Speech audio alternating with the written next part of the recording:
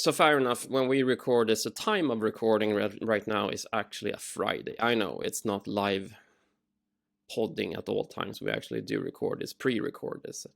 And it's actually a Friday, and I'm a bit tired this week. It's been a hectic week, and also feeling a little bit off just in general. So we thought we should lighten up the mood a little bit and talk about some funny comic strips that we found. It's called... oh, sorry. I now knocked off my microphone. Can you still hear me? Workchronicles, it's called. We'll link it, of course. It's called Workchronicles. It's a web page. It's a bunch of funny comic strips, which is completely relatable to your everyday life, your workplace, situations you've been in. And if you ever, it's sort of like a modern type Dilbert, for instance. I mean, if you ever read that, or it's actually also like a cartoon, to be honest. But if you ever read Dilbert, you understand the whole situation regarding Workchronicles. So funny comic strips, and we decided to pick one of our favorites and have a little quick chat about it. And when I read those, I usually put colleagues' names on every character in these chronicles, and believe me, you can very, very quickly specifically put in. You can identify, you can identify the individuals for sure. Absolutely. Yeah. You probably met them sometimes in your life.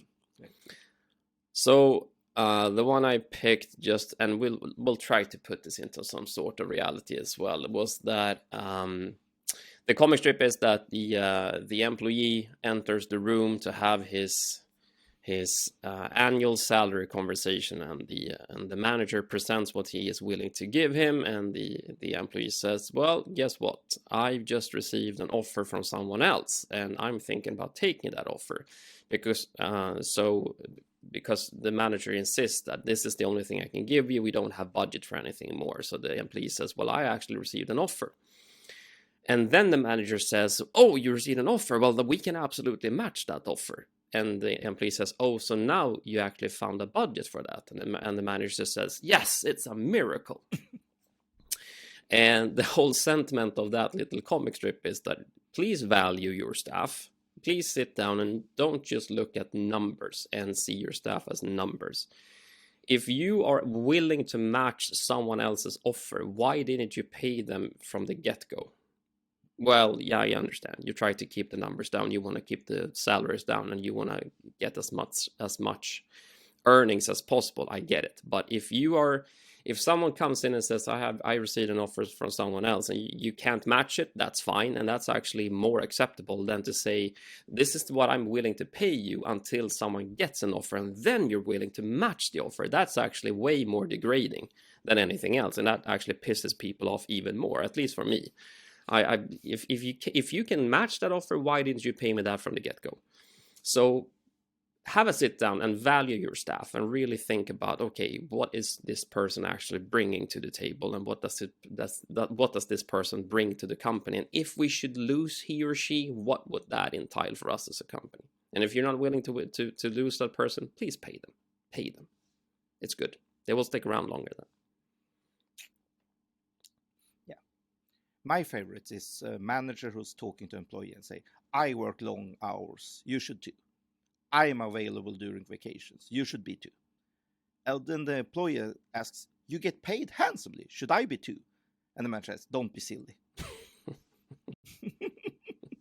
Of course not. But of course, in the real life, managers will never directly express this, but they will look disappointed when you're not available during vacations. They will look disappointed when you don't work 60 hours or 80 hours weeks. And that's a good leadership training. Don't look disappointed when you ask unreasonable stuff of your stuff. Good leadership training, because even if you say something, your facial expressions is very, very good to read. So yeah, I have a favorite manager who said, I've never said that.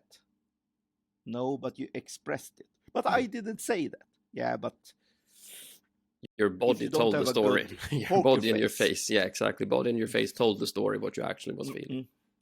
Anyone who has any type of relation might just say, are you mad at me, honey? No, for sure. Why are you mad at me? I'm not mad at you.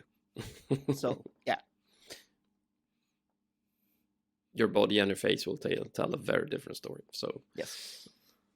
So that's a nice little treat to take with you as well. So we will link the Workchronicles strip so you can read them yourself, and hopefully have a Friday where you can just take a cup of coffee and laugh a little bit, because it's very relatable to your own life. We can guarantee you that, and maybe also actually take a little bit from that. You know, it's not just a funny ha ha ha. You can actually learn a little bit from it as well.